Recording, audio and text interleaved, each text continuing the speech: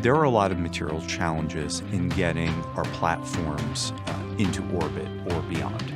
You're looking at very severe radiation challenges. You're looking at very severe thermal changes. You're looking at launch loads. Fundamentally, we go from the ground to orbit in under 10 minutes. Human spaceflight demands the very highest standards in repeatability of all of our processing, which includes additive manufacturing.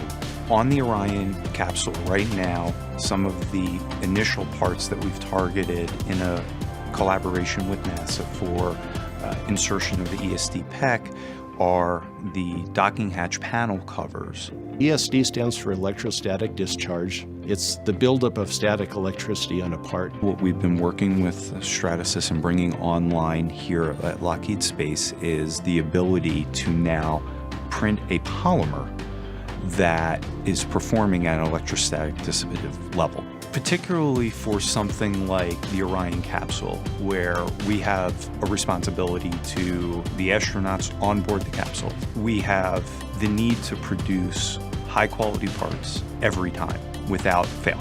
Additive manufacturing is definitely a disruptive technology. You're able to produce parts that aren't able to be produced any other way.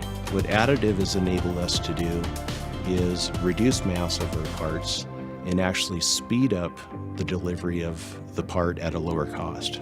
You can use lattice structures to dramatically reduce the weight of a part while still keeping it strong enough to meet the mission requirements. This is something that you couldn't do with conventional machining methods, but you can do with 3D printing.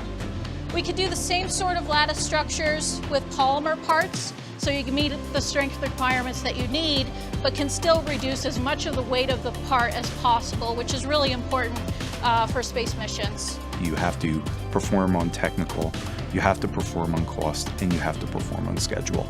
And so what additive manufacturing has allowed us to do is really hit all three of those at the same time, whereas the old axiom was, well, you can only pick two. Stratasys has the consistency needed for repeatable part production. To be able to fly parts on a human spaceflight mission is really the pinnacle of being able to prove to yourself and your customer that you have the process understood and under control.